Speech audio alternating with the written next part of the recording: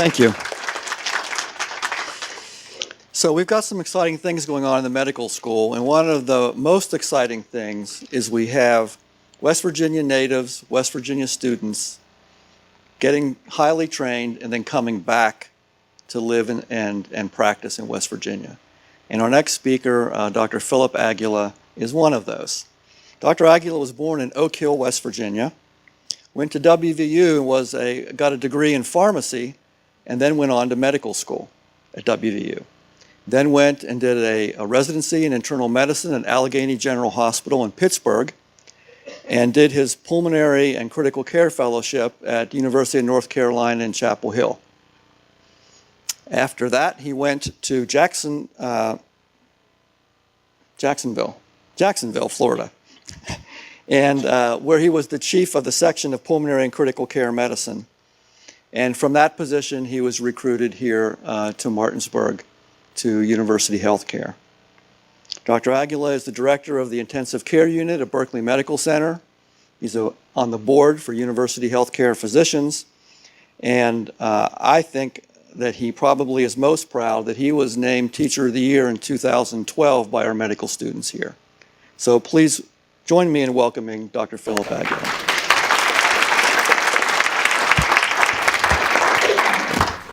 First of all, I'd like to thank you for coming out on this nice evening. Hopefully, we've seen the end of winter and the beginning of spring. All right. I was asked to speak on the topic of COPD. As a pulmonologist, this is probably the most common disease that I interact with on a daily basis, whether it's at the hospital, in the intensive care unit, and definitely when I see people in my clinic. Before I get to my talk, my outline will include a definition of what COPD and what it encompasses. I want to talk about its prevalence and its effects on healthcare in general. I want to point out how we diagnose it, both by testing and by physical exams. And then I want to touch base on the treatment and the ongoing therapies once COPD is diagnosed. I do want to pick on you all a little bit. Does anyone know what COPD stands for? Chronic obstructive pulmonary. Great. So COPD stands for chronic obstructive pulmonary disease. But then you ask, what is that, right? Because it's a long term with a short acronym, and sometimes people still have a hard time understanding what is COPD. COPD, as you all stated, stands for chronic obstructive pulmonary disease. It's actually an umbrella term which includes conditions of chronic bronchitis and emphysema. With this disease, there's an impedance in the airflow in the bronchi and the trachea. And those are the main breathing tubes within the airways leading out to the sacs of the lungs.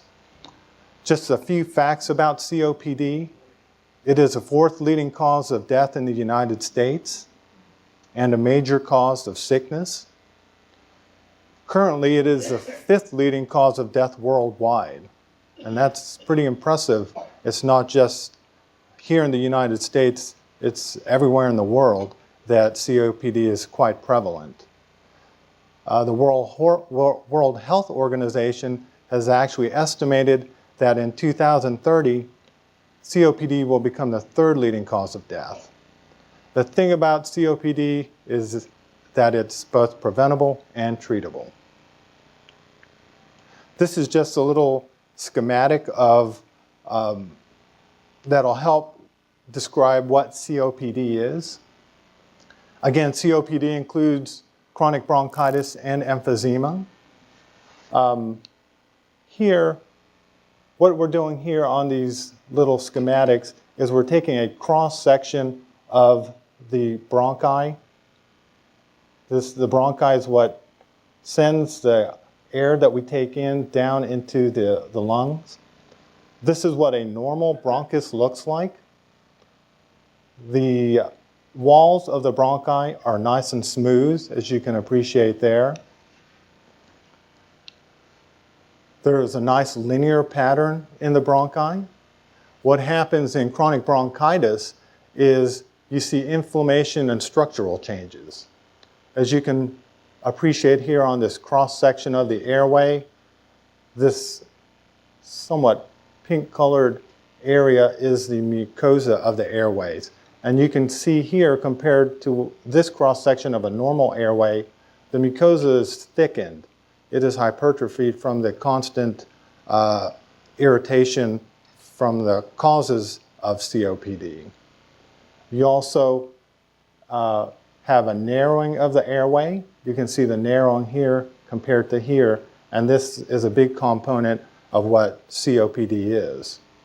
The other component of COPD includes emphysema.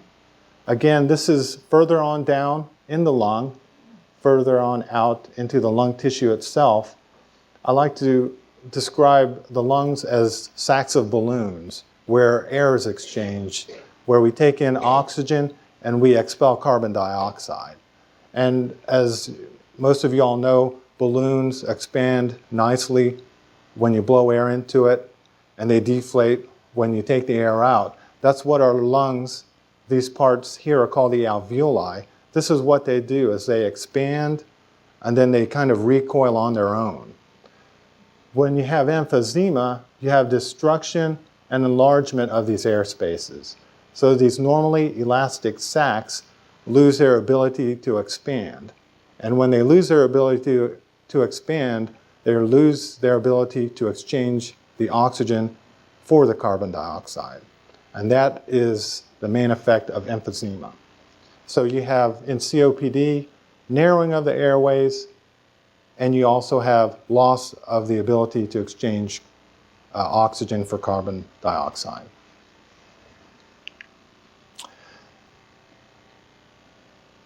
More specifically, what international organizations, how they define COPD, it's a disease state characterized by airflow limitations that is not fully reversible.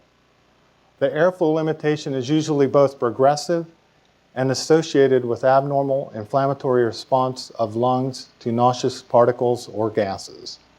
And I think the important part of this term is that it is not fully reversible. Some people still get COPD confused with asthma, okay? These are two totally different disease processes. With COPD, again, not fully reversible.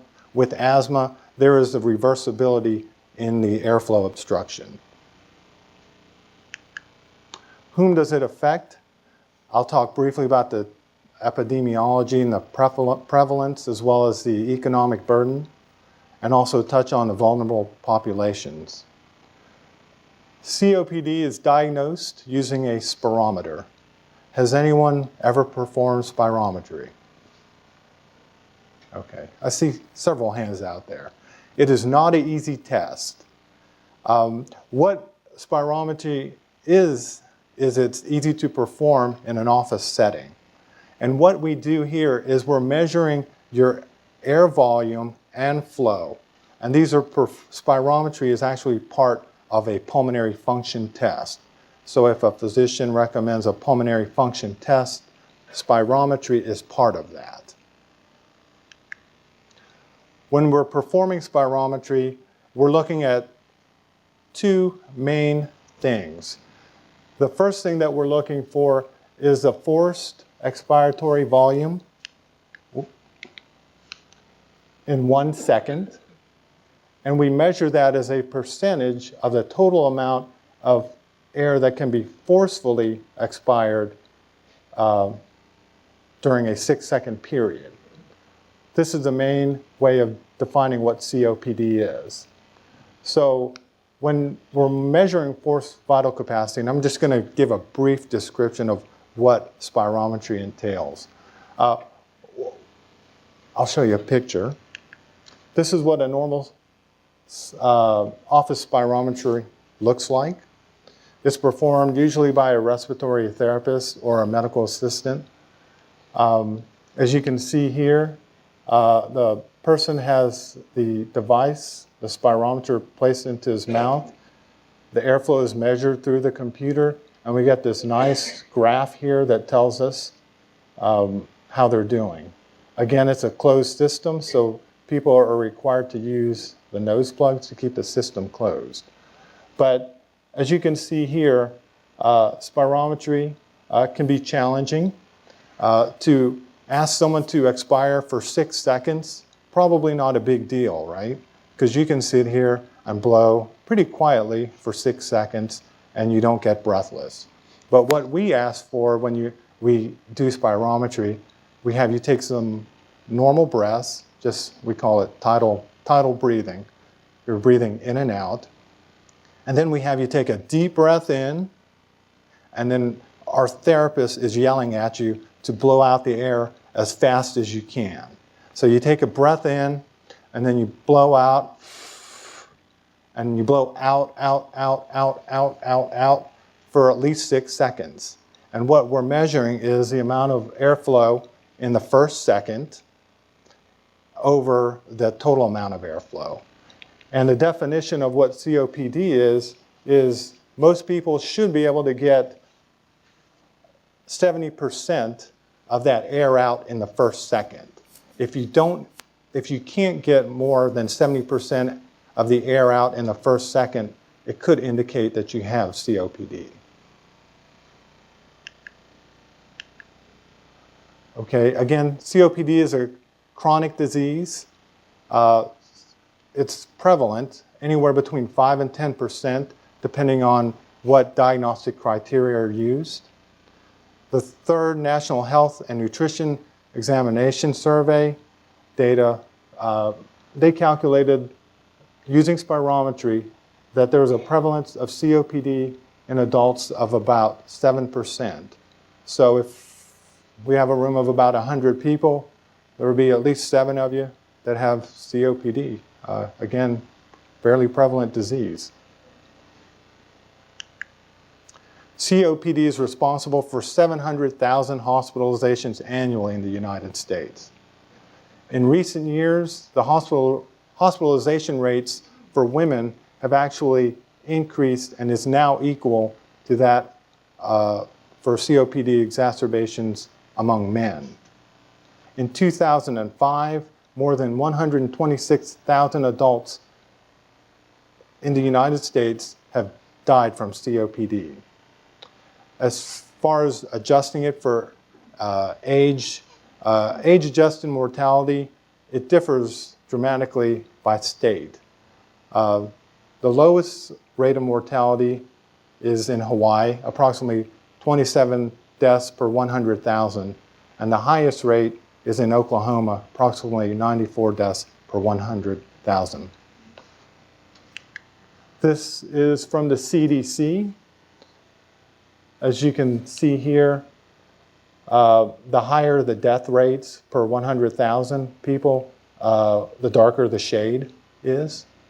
As we can unfortunately see here, West Virginia is one of the more prevalent states for deaths related to COPD.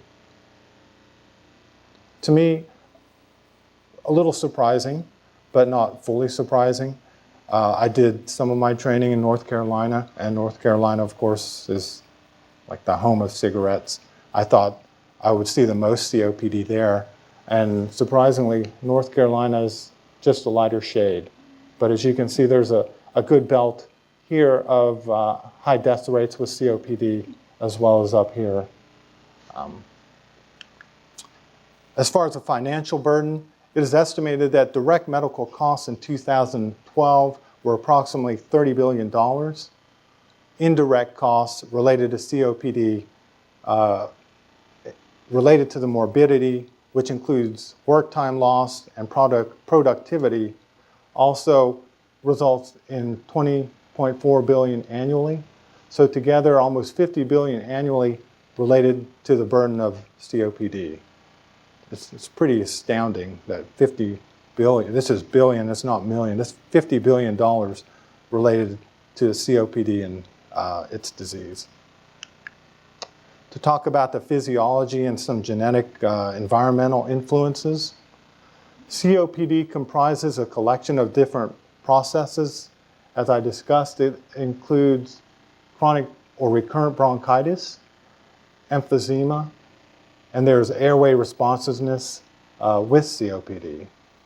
Of course, the most important risk factor for COPD in the United States is cigarette smoking.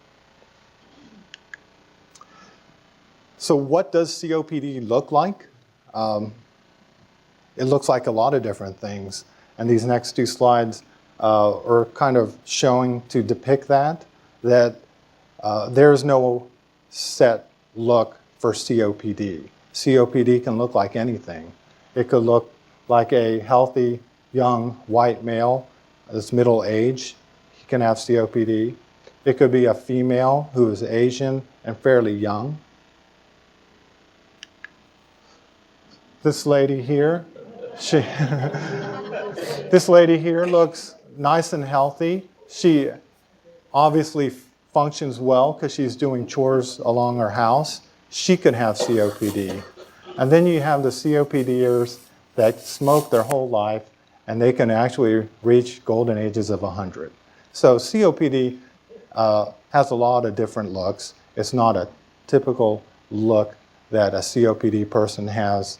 I do get a lot of comments that from patients or families that's saying, oh, that patient probably has COPD because they're bringing oxygen with them, and that's not necessarily the case. As far as genetic influences, one thing that we've found fairly common here in the Eastern Panhandle, West Virginia, is alpha-1 antitrypsin deficiency. We do screen everyone with any type of airway obstruction for this deficiency, and the best thing is it's a free test. What alpha-1 antitrypsin deficiency is, it's an autosomal recessive disorder. That means that you have to get it from your parents, both parents. Okay, if you get the allele from just one parent, you won't have the disease, so you have to get the allele from both parents. What it can lead to is both lung and liver disease. So when I meet someone that I'm evaluating for COPD, I always ask them if there's any history of COPD, emphysema, chronic bronchitis, even asthma, because sometimes people were mislabeled as asthma, and they actually have COPD. I actually ask if there's any family history of liver disease, such as cirrhosis, because people with this deficiency can develop premature cirrhosis. Again, screening tests are available, and just briefly, treatments is what we do is we replace the enzyme that is deficient in the body. That's how we treat it. Age and gender. There is studies that suggest an accumulative effect, which simply means the sum of exposures throughout the life. But just because someone has smoked 50 years, are they more likely to have bad COPD versus someone that smoked 20 years? Not always, not necessarily. Again, there's genetic differences, but there are some studies that support that there is a cumulative effect with smoking. As far as prevalence, again, women are now equal to men with COPD, and that probably has a link to the changing patterns of cigarette smoking. Exposures to particles can also cause COPD. Again, cigarette smoking is the most common risk. Other types of smoking or tobacco, including pipe, cigar, water pipe, and marijuana smoke, are also risks for COPD. Passive smoking or secondhand smoking also contributes to COPD risk and increased symptoms. As far as environmental exposures, it's important that we keep in mind any exposures in the past to both organic and inorganic dust as well as chemical agents. These are underappreciated causes for COPD. Again, when we talk to patients, we usually ask what type of occupation you did, because some occupations increase your risk for developing COPD. Other things to think about, wood, animal dung, crop residues, and coal, when it's burned over open fires, they can create high levels of indoor air pollution. Again, probably more common in West Virginia than other states, so always something to think about. I want to talk about the symptoms.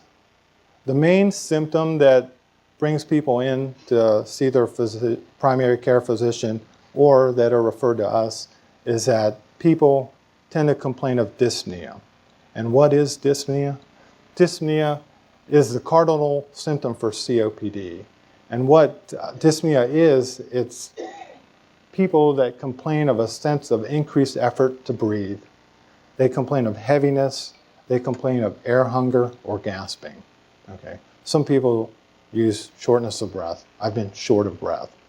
But a lot of people say, one of these terms, it's heavy to breathe. I find it hard to breathe. I have a hard time taking a full breath out. Those are the symptoms of dyspnea. Another common symptom is cough. Cough can develop at any spectrum within the COPD. Initially, it's usually an intermittent cough, but later on, it becomes present every day and usually is present throughout the day. Sputum production. A lot of patients with COPD commonly raise small quantities of thick sputum after coughing. People with chronic bronchitis tend to bring up the phlegm early in the morning, and they say they feel better and cough up less as the day progresses. That's what the typical presentation of chronic bronchitis COPD is.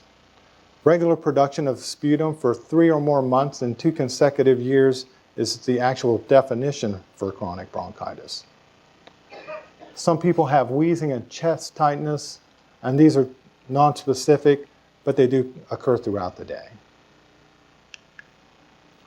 So chronic bronchitis, again, is a major component of COPD, and it does consist of bouts of increased cough and sputum production that occur frequently.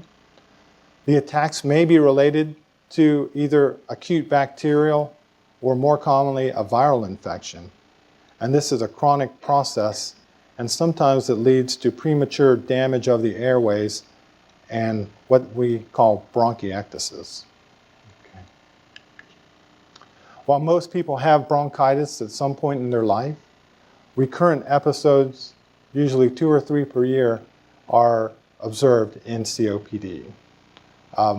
I usually like to ask, how often do you have to call your physician or go to an urgent care center or emergency room for people with COPD, because what they're having is a flare-up of their COPD.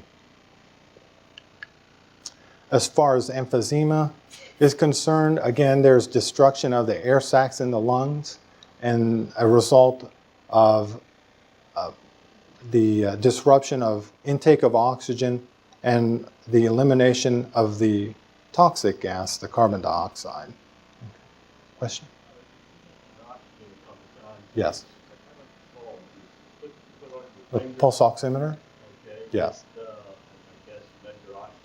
Yes. If you have COPD, is that a way to see if you have it? For people that have more of the emphysema type disease in the spectrum of COPD, there could be an indication that you're not having adequate oxygen flow to your fingertips, and that could indicate COPD, but it can also indicate other diseases as well.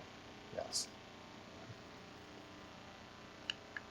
As far as physical exam is rarely diagnostic in COPD. Again, there's not the typical picture of what a COPD patient might look like. Physical signs of airflow limitation are usually not present until there's significant impairment in lung function. A number of physical signs can be present in COPD, but their absence does not exclude the diagnosis. This is what a chest x-ray looks like of emphysema. I've had some people come to me saying that the x-ray said I have emphysema, or the emergency room doctor told me I have COPD, and I've never been told that. And this is what they're looking at when they're told that you probably have COPD. The thing to appreciate here is the volume of the lungs are big. People have big lung volumes.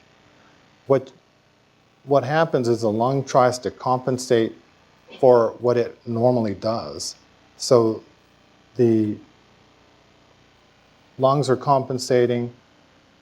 It's trying to help force the air out. And you have an expansion of the volume of the lung itself. So when people say you have COPD based on your chest x-ray, this is what they're looking at. I don't like to call people COPD based on a chest x-ray. We use spirometry for that. As far as classification is concerned,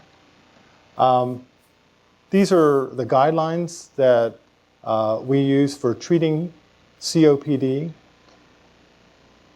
Again, what we're looking for is that ratio less than 70%.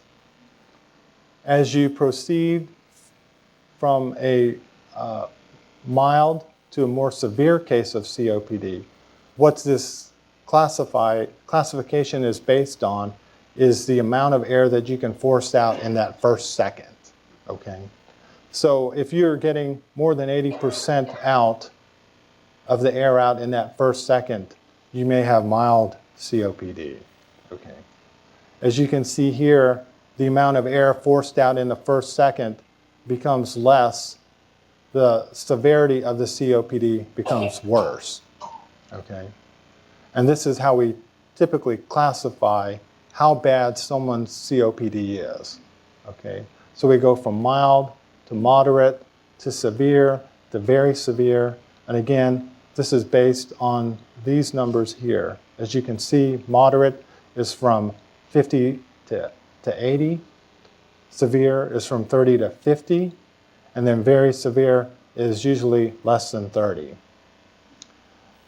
This also includes how we tend to treat people with COPD. Again, we use inhalers, short-acting bronchodilators as needed. And as you can see here, we prescribe those for people whether they have mild or very severe COPD. We usually recommend people to get vaccinated with influenza vaccinations and, if appropriate, a pneumonia vaccine. As the disease progresses, we start adding therapies. We start adding bronchodilators that last a long time, as opposed to the short-acting bronchodilators. Sometimes we start recommending pulmonary rehabilitation. Again, this probably depends on how functional someone with COPD is. Just because you have moderate COPD versus very severe COPD, this person may perceive to be more functional than this person here.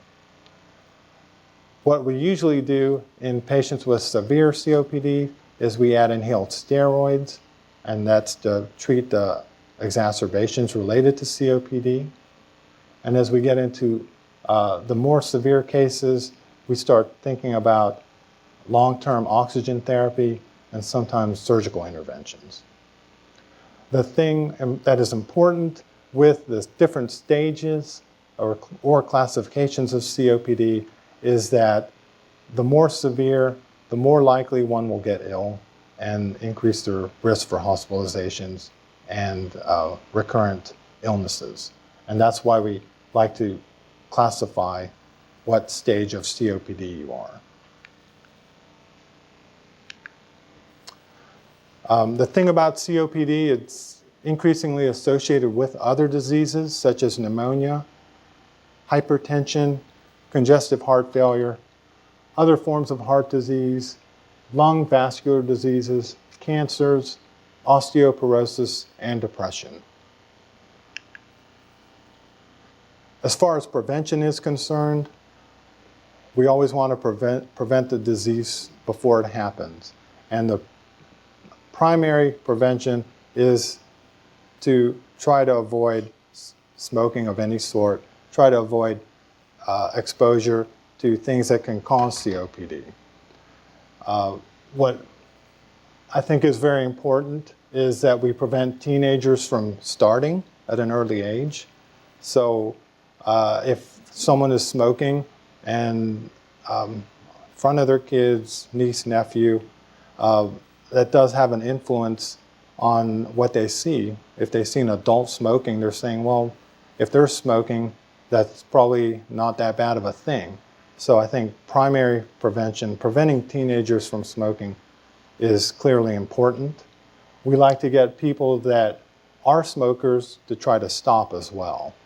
And there are many strategies, including public campaigns, personal counseling, higher cost of cigarettes, which actually has helped some, and also new medications.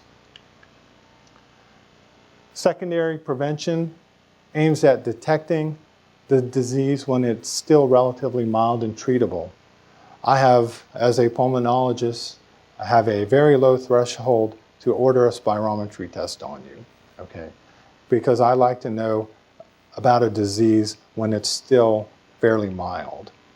Unfortunately, for me, as a pulmonologist, I do not get to see people until they're severe COPDers and are fairly symptomatic.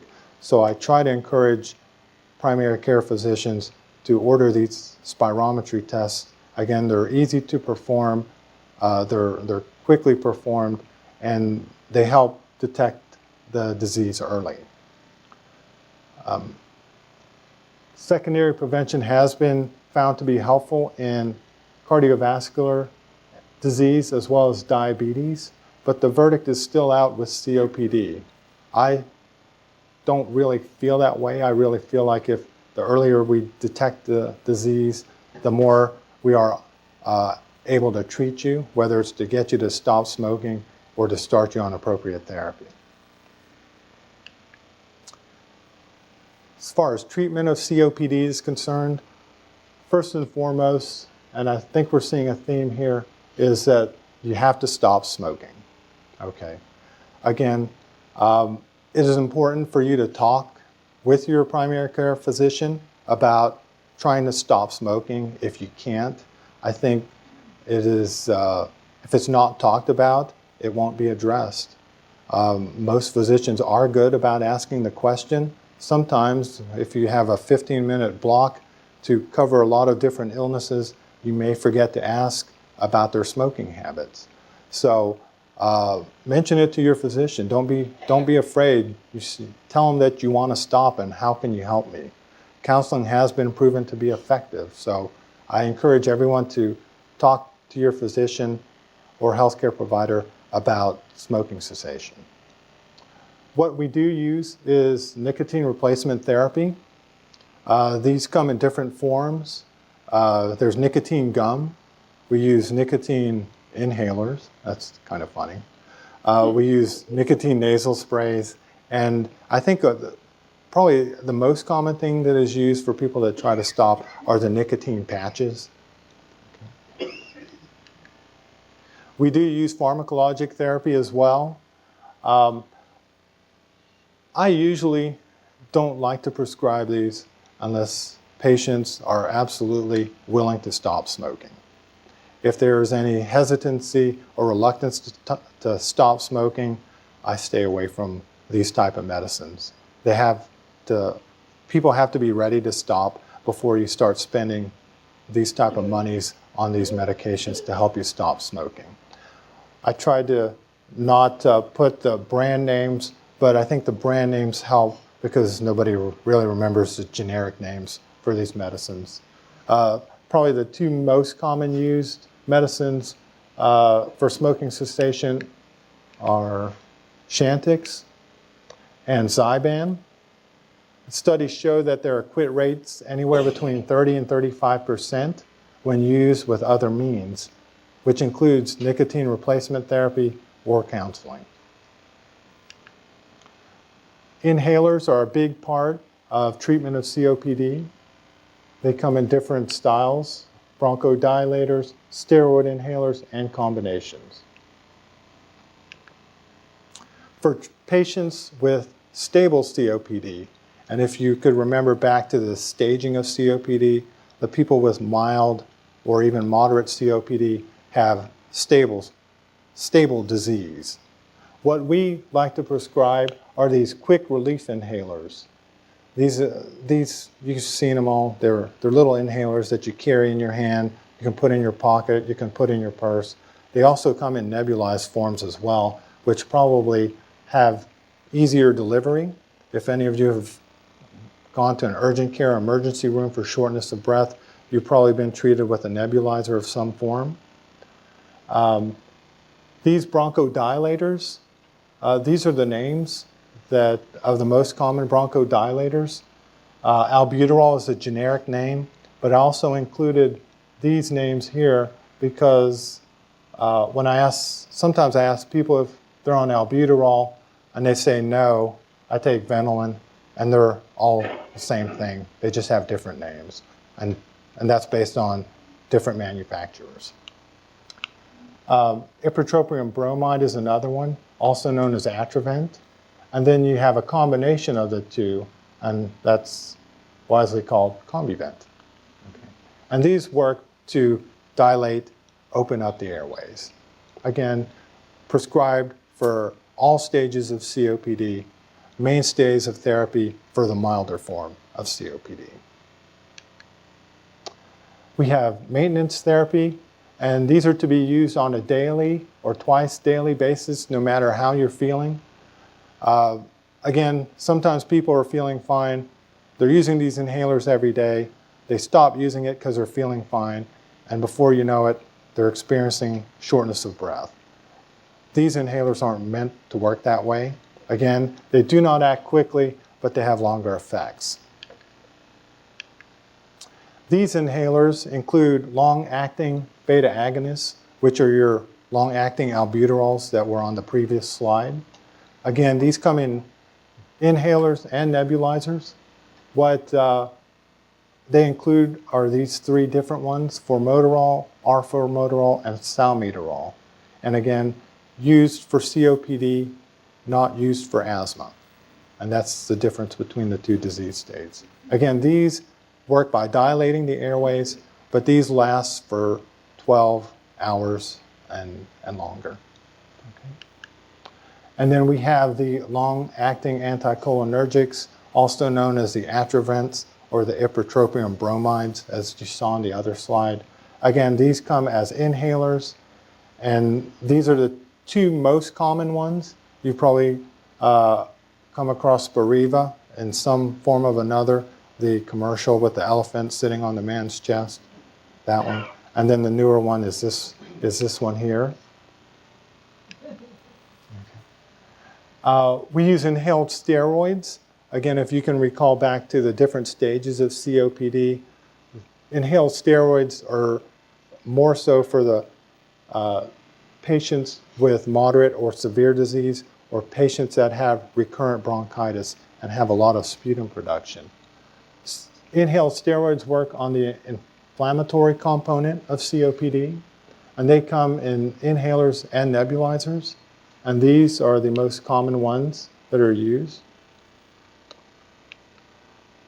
And the pharmaceutical companies became smart, and the research became better, and they combined the two things, the bronchodilators and the steroids, and they put them in one inhaler.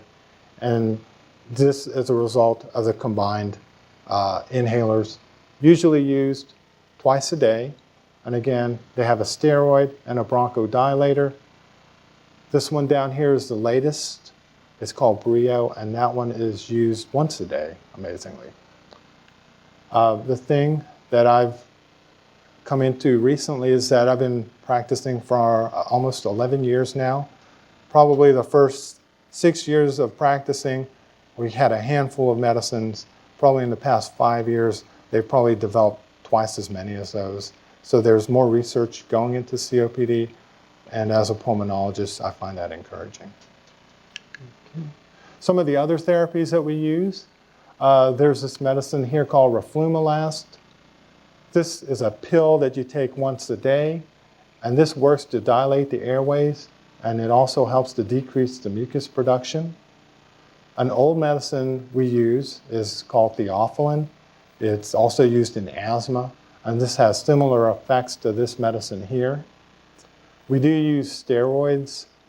We try not to keep people on steroids chronically because of the side effects associated with it. And there are also a lot of studies supporting using chronic antibiotic therapy for people with COPD.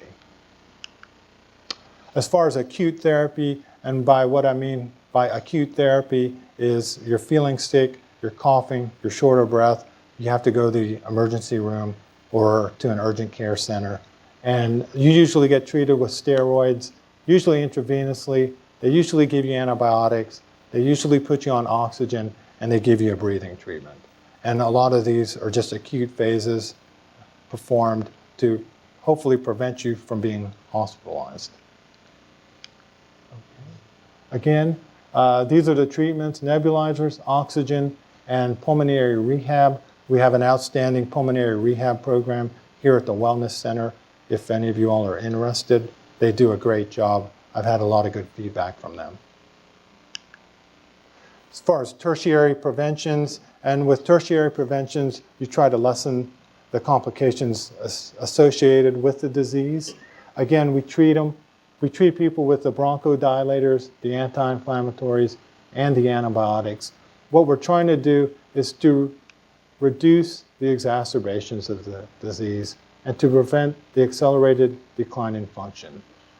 Again, we recommend influenza and pneumovax vaccines unless you have an allergy. And some people just don't believe in vaccines. These are some websites that you may be interested in. They have a lot of good data about COPD and lung disease in general. Please join me in thanking Dr. Aguila for a great lecture this evening. Thank you.